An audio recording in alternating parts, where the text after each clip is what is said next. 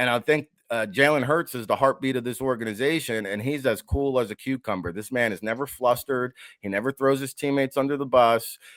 He is razor sharp when it comes to focus. I mean, I don't think you can rattle this guy. And his hunger, like this guy's won a Super Bowl. He's been there. He's done that. And he seems just as motivated, just as hungry. And I think the team follows his lead. Let's go to our main man, Ric Serritella, set to join us right here on Birds 365. He joins us right now. Rick, what's going on, my man? How you doing? Good morning, fellas. How we doing? What's up, buddy? Oh, man, just listening to the entertainment, all these super fans you guys got going on. Buckle up, hunker down. Yeah, no beach videos today. Crappy day. Yeah. Beach season is over, unfortunately. Maybe not. We'll get some nice days here and there, but good to see you. We'll start, Michael Carter the second. Not the Arizona running back, the cornerback, Joe Douglas draft pick a couple years ago. So the Eagles have a lot of familiarity. What do you think of him as a player, Rick? Well, I think he adds some depth and versatility, right? He struggled a little bit, I think, this year. He's got picked on a little bit, but a guy that's experienced and I think more importantly, wants to be here, his desire to win. And how many times do you see players give up, what was it, $5 million to join another organization? I think it speaks to, one, just what a dumpster fire the New York Jets are, but two, this guy's passion and desire to win, to leave that money on the table, bet on himself, and come join a winning organization. I think that's the kind of player you want inside of your locker room. No doubt. Rick, you always have an advantage with some of these players because you start with them early. You do the NFL Draft Bible, you do all of those things where you prep and prepare for these players, which I think is a unique way to follow the league, is to have you just know all the players coming in. He went to Duke. What do you think of the player in terms of a fit with Vic Fangio schematic wise? Well, again, I think he's going to add some flexibility. You could stick him outside if you need to in case of more injuries occurring, but I think he's going to be a nickel corner there, provide some more stability, some options. I think the other thing that's interesting is just the experience, right? He brings, I think, 25 games started under his belt, been in the league. He's a veteran, knows how to prepare.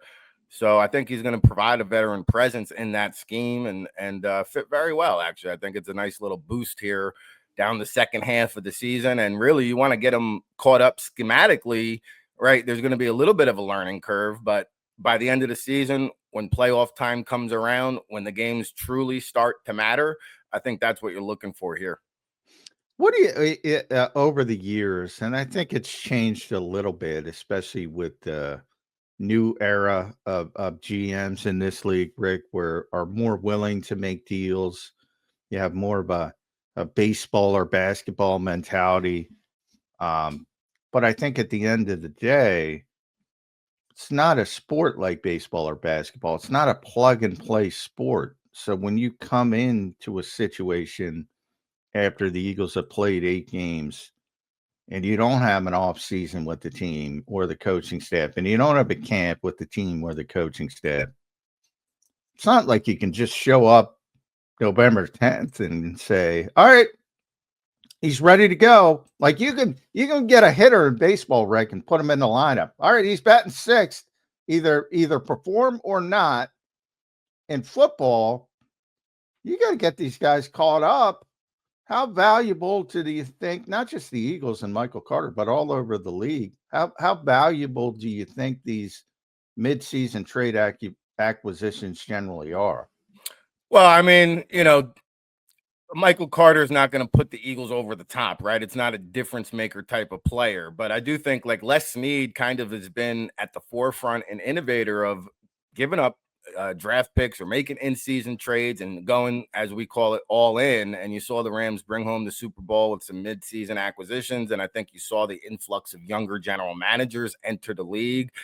And these guys are willing to wheel and deal. And they're not as guarded as previous years or eras where, you rarely, like, I remember the NFL trade deadline. Sometimes years would go by. There wouldn't even be a trade, right? Yeah, you could count on one hand how many trades. And now here we are, a handful of trades on one day that occurred. I just think it's the new way of doing things in the NFL. But to your point, like baseball doesn't have a playbook.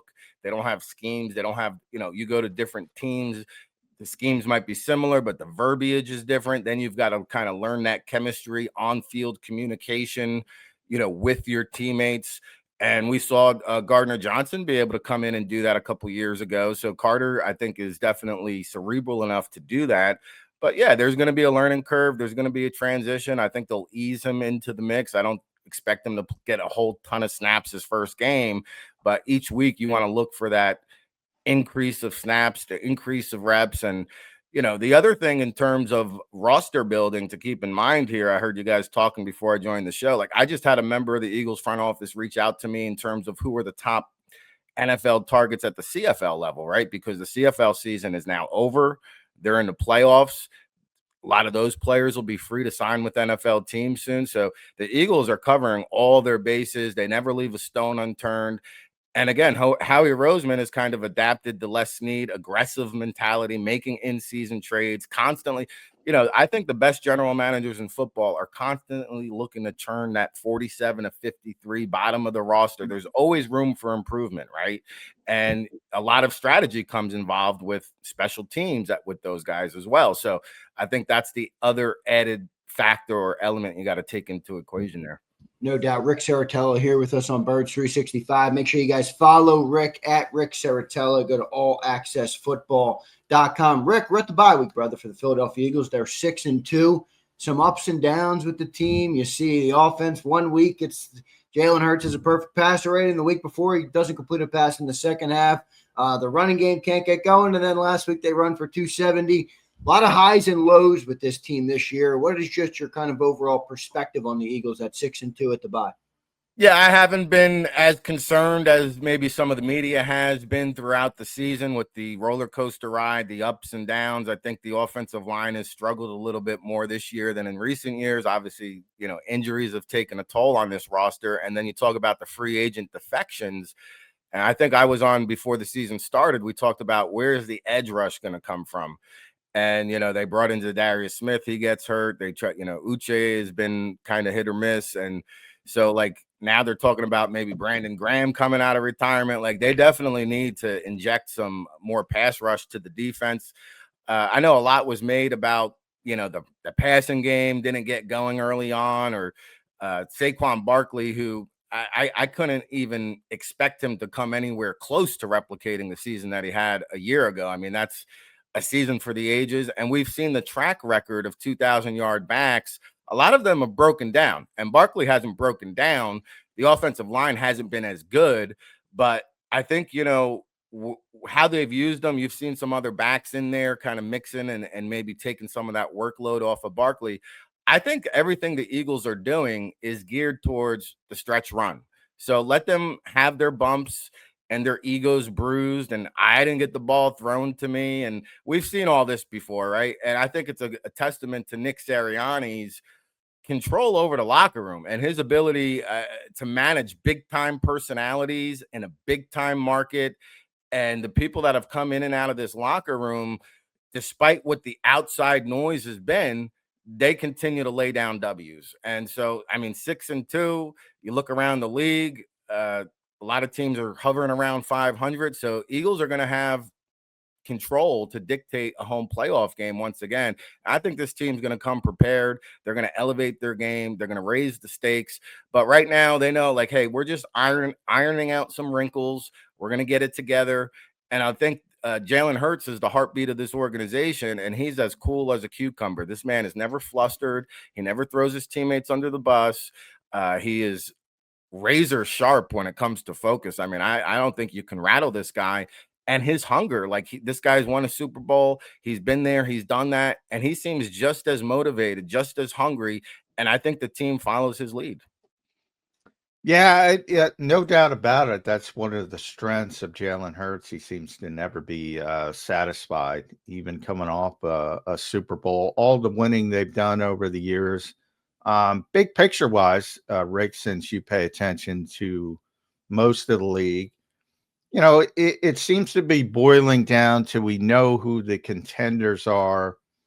And I'll start on the NFC side, not in order. But you have Green Bay with Micah Parsons. You have Detroit, which I thought was going to take a hit losing coordinators. But, man, they're just as good offensively, certainly, and suffering a lot of injuries, some bad luck with that team on defense. But they're going to be getting guys back. So they're one. You look at the LA Rams, who are a very good team. Seattle, Tampa Bay. Anybody else you want to add of that group? Who do you like the best? Well, I think Green Bay probably in the long term with that defense and the way Parsons has come on lately, and then you kind of add him with Rashawn Gary on that defensive front. Edgerrin Cooper, the linebacker there, has come on in recent weeks, and then Xavier McKinney. I mean, they got playmakers at all three levels of that defense, big time players. And the offense, they got a strong ground game. Jordan Love is finally, I think, taking that next step in his development. And you look at the wide receivers, they're young. A lot of them are hurt, and they get the job done. And they got a pretty good tight end option there. So, like, I don't see any glaring weaknesses. The offensive line is solid. Like, Green Bay is built for the long haul. And, you know, you mentioned the Detroit Lions. Kudos to Dan Campbell, because just like Nick Sirianni, like, I don't think Campbell gets enough credit for his ability to identify assistant coaches. And so everybody thought, hey, Ben Johnson, Aaron Glenn, how they're going to hold up. We saw the Eagles go through that. And Sirianni, he got it wrong the first time, cut his losses and brought in the right guys. But identifying the right coordinators is a huge deal. And Dan Campbell's done that. He's a ultimate CEO, motivator, head coach, and he delegates those responsibilities.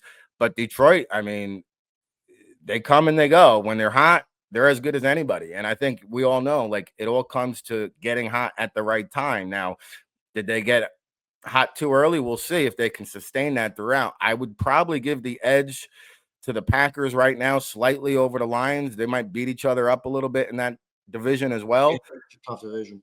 Yeah. And then, you know, Tampa Bay, like, this team has overcome more adversity than any organization, I think, in terms of injuries. Like, 1 week Mike Evans is hurt, another week Chris Godwin is hurt. They've relied on the rookie Emeka Ibuka to be a big playmaker there. Bucky Irving is hurt. They lose their starting left tackle. They lose their starting right tackle. They lose Kalijah Kancey on the defensive line, but they keep finding ways to win. And Baker Mayfield, I mean, coming into the year, I thought he was a top 10 quarterback. Now I believe he's a top 5 quarterback. Wow. And he's in the race for MVP.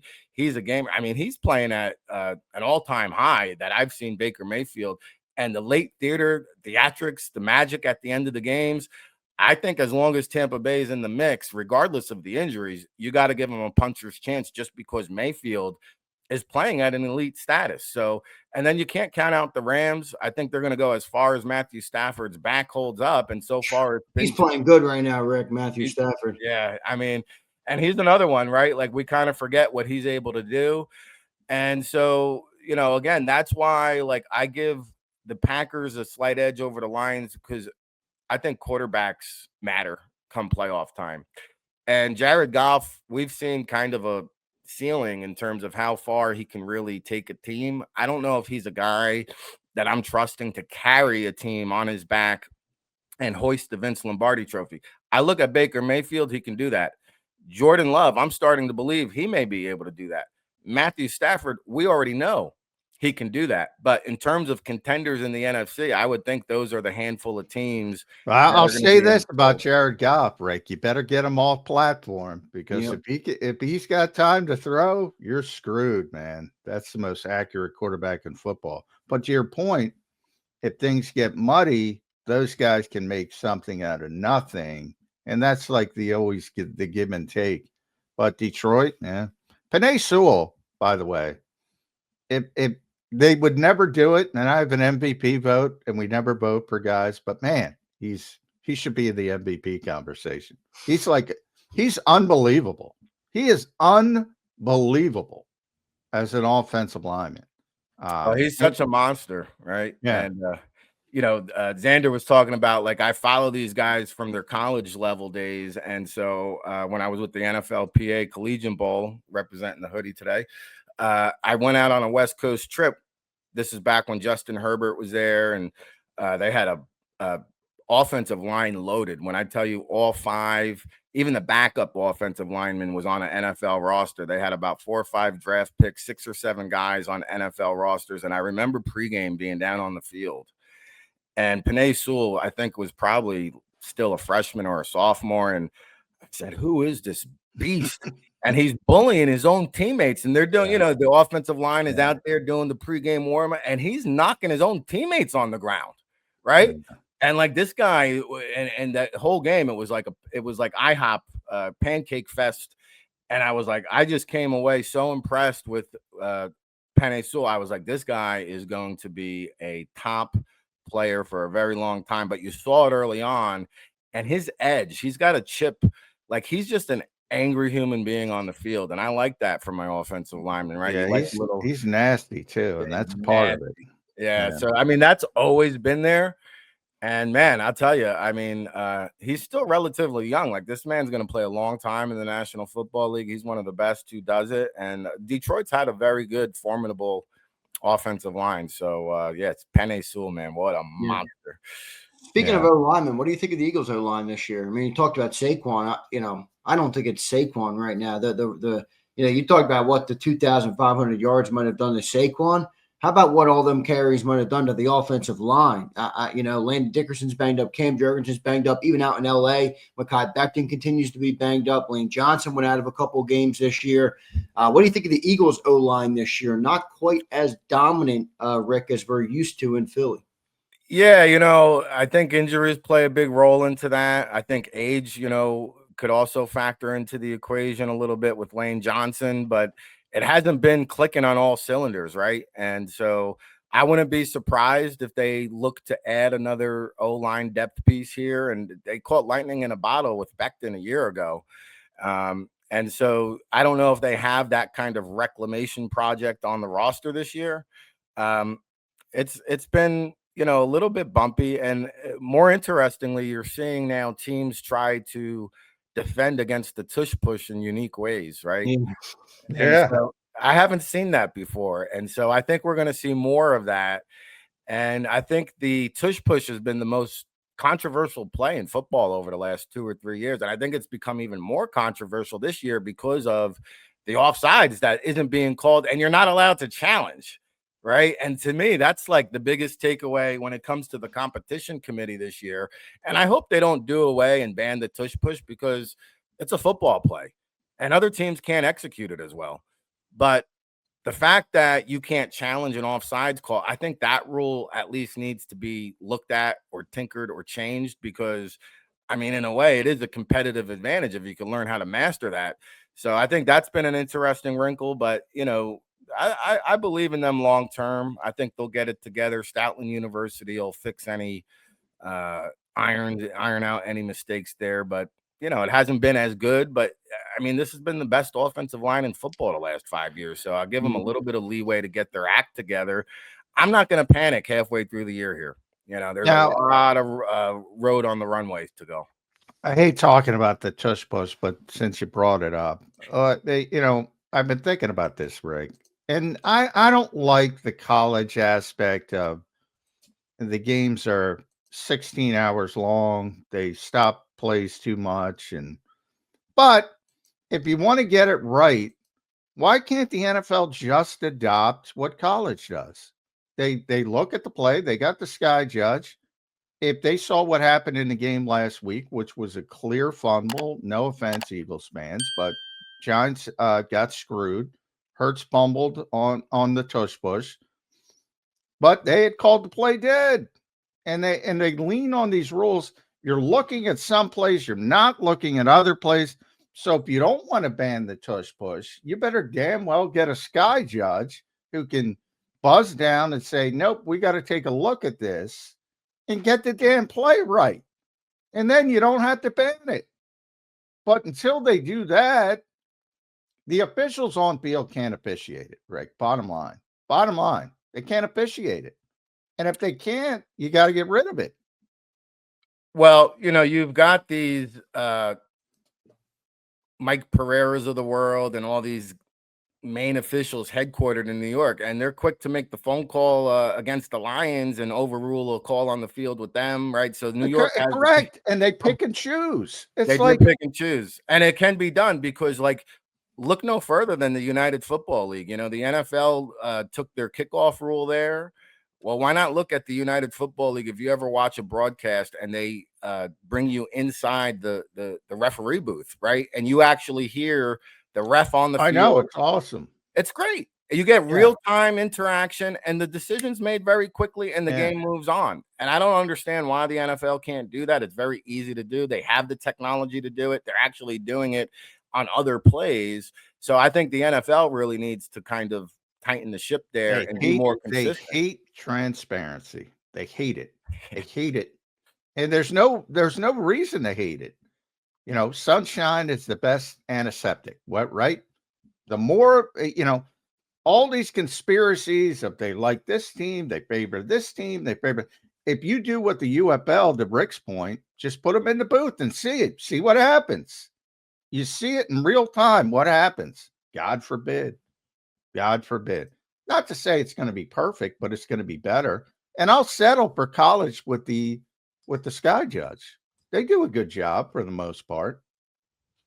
And well, you want to get the play right. Yeah. At the end of the day. And too many times they've gotten it wrong. And at what point does it happen in a playoff game or a Super Bowl? And that's what everybody's talking about. So, well, how about the kid who kicked out and it was one of the European games, and the spider cam, he hit the wire. Yeah.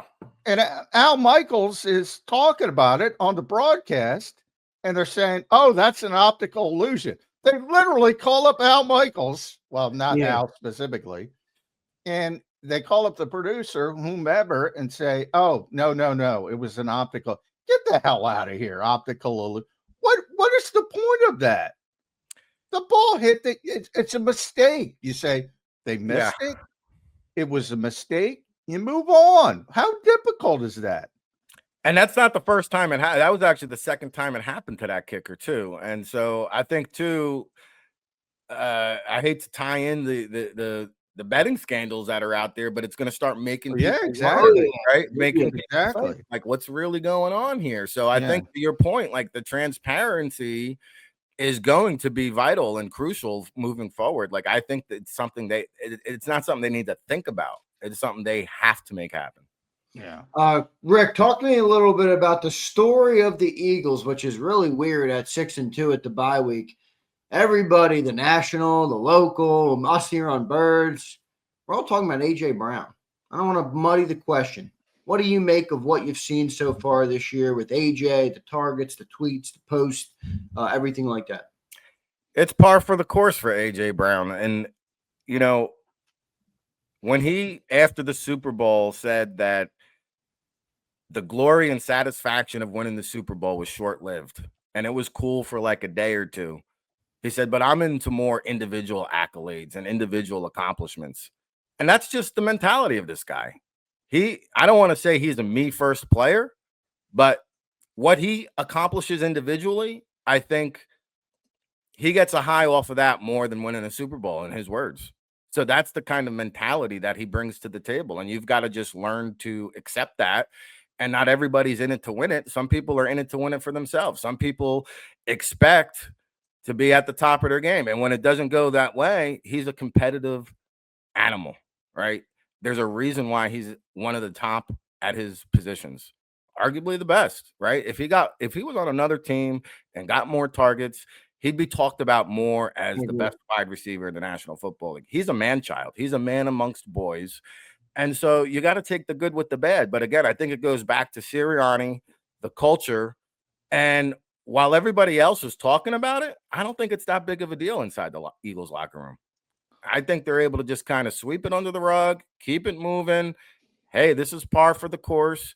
And Devonta Smith hasn't been happy either. Now, A.J. Brown's a little bit more vocal about it. But, I mean, anybody can just read the body language, right, of Devonta. And he's not happy too. But, is that a reflection of A.J. Brown rubbing off on Devonta Smith? Who cares? As long as they keep winning, that's what I'm concerned about. So you got to try to just balance it, keep them happy where you can. But, to me, I almost feel like when he gets a little bit too upset, Hurts almost goes out of his way to just nail him with a downfield touchdown or big play just to appease him sometimes. And that's okay. But I think the media makes more to do about it than what it actually really is. Yeah, I agree. At Ric Serritella, make sure you follow Rick on the X platform, allaccessfootball.com. Subscribe there, the YouTube channel. Make sure you follow that. He does a great job. All 32 NFL teams. I do want to talk about some North Jersey football with you. I think it's funny, when I say New York football, all the people that hate the Giants and the Jets say it's Jersey. Whatever. New York Giants, New York Jets. I don't know if New Jersey wants to claim them any longer. Yeah. Because, they're the only two teams in the last 10 years to lose over 100 games. It's amazing to have both of them down for this lengthy of a period. And what a horrible injury to Cam Scatteraboo. That was terrible. That kid was really showing some juice. Jackson Dart's doing a good job. We mentioned the Jets, the trades. It hasn't worked out well early. Yeah. That was crazy. Woody Johnson talking about Justin Fields the way he talked about him, and then he comes in and wins a game. Maybe he lit a fire under him. Either way, he's not the answer quarterback for the New York Jets. Correct. Your whole New York football, why can't they get it right? Yeah, they're going to start claiming the Bills. They should. For the Giants, it's been instability. This is an organization that's been a staple of consistency. They've been very hesitant to move on from head coaches, and the last 5, 6, 7 years, you go from Pat Shermer to Ben McAdoo to Joe Judge. I mean, it's been brutal. Right? Yeah. It's been brutal. And so, I think there's a disconnect between the front office and the head coach. Joe Shane and Brian Daboll came over together as a package. And I think you kind of saw them positioning or distancing themselves through the media with some of their comments. And, Daboll was a big Jackson Dart advocate. He wanted to take Dart at number 3. Shane overruled him, but then he also did him a favor and traded back into the first round to get him his guy. Now, my issue with Daboll is, like, if you saw that game against the Broncos where they gave up 33 points in the fourth quarter, he got outcoached, outmaneuvered, and that's the thing in the National Football League is coaching matters. And Brian Daboll, I think, got a lot of credit for the development of Josh Allen.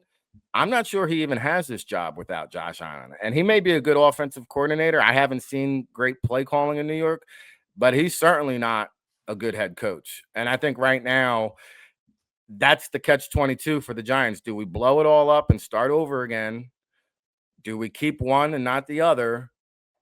Or do we keep both of them? And that's going to be the big question this offseason. For the Jets, I mean, Aaron Glenn is rivaling Rich Kotite territory now. Ooh. Right?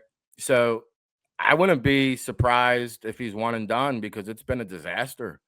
I mean, where's the glimpses of hope saying, hey, you know what, man, this team's about to turn the corner. I know they just won a game, but I'm not sitting here believing like the Jets are going to turn around their season and show fight. And if they don't, well, how do you stick with that?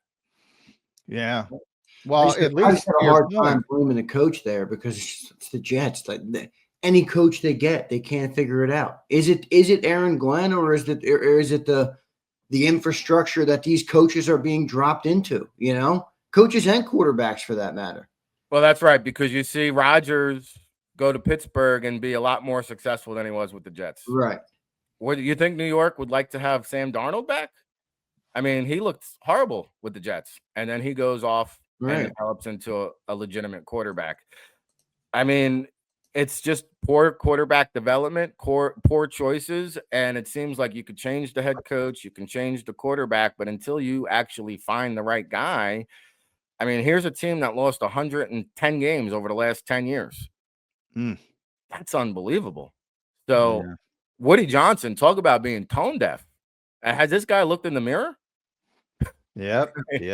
Now those and to go into a season with Justin Fields, like at least the Giants fans have some hope and they have a young quarterback and you can gravitate towards him. To go in a season say, oh, Justin Fields is our guy.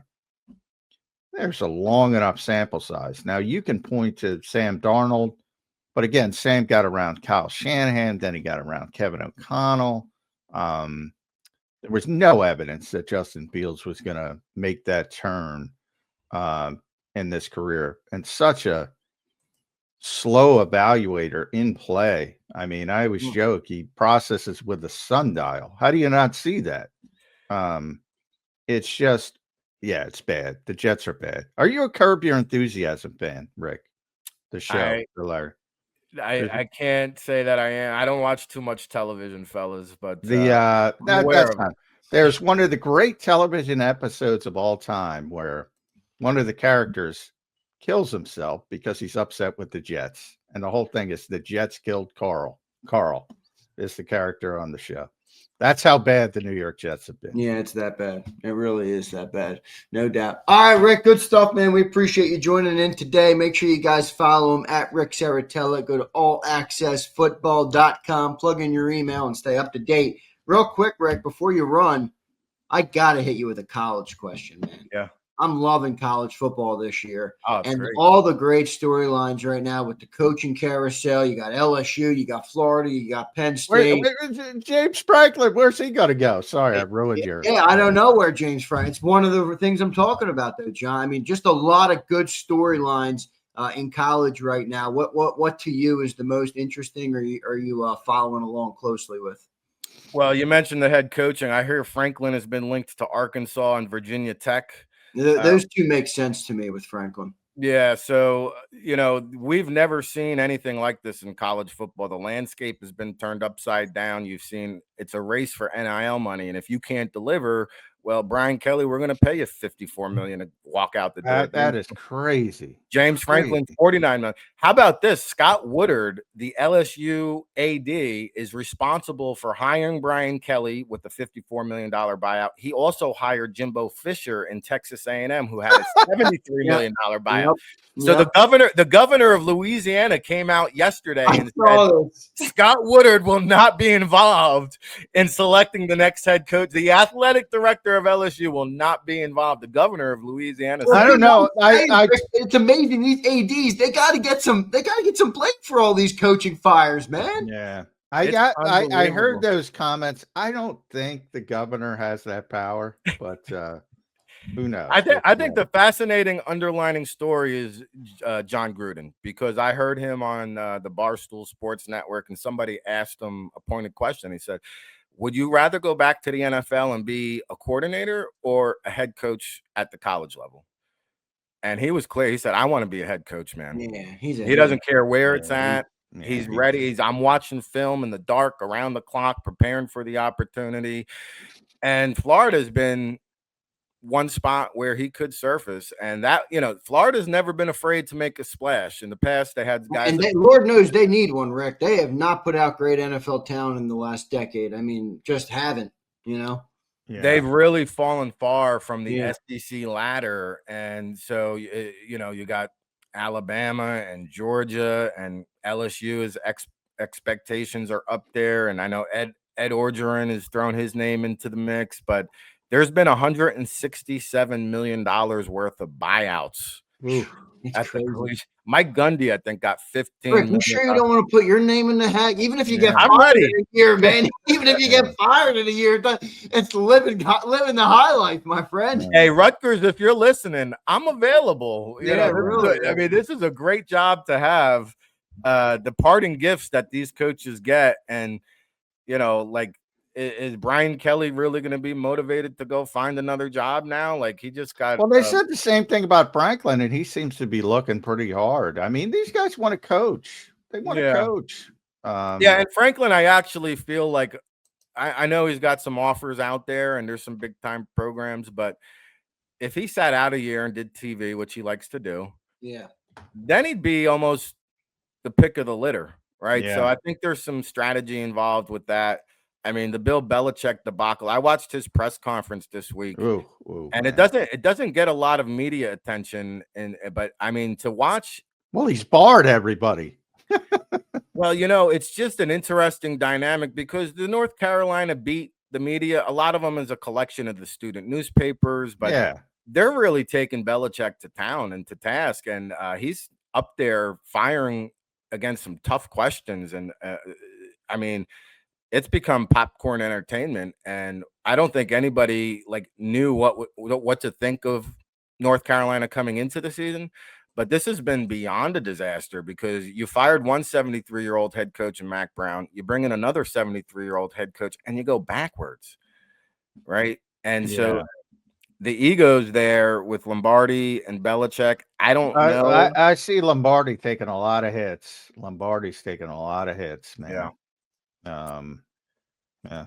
Well, Tough deal. But it's the cool thing about college football is the regular season is a playoff leading up to the college football playoffs. And I don't know a better Cinderella story than Indiana. I mean, here's another team that was counted out. They didn't even have them ranked very high coming into the season. And Kurt Cignetti, I mean, he's and now you see the trickle down effect from these head coaching firings, right? Cignetti gets an extension. Yeah. Matt Rule has positioned himself. He's going to get paid going to Penn State, man. Matt Rule's going to Penn State. Well, and that's the funny thing is Penn State fired James Franklin for being unable to win big games against big games, and Matt doesn't win big games. Matt Rule's 0-19 against.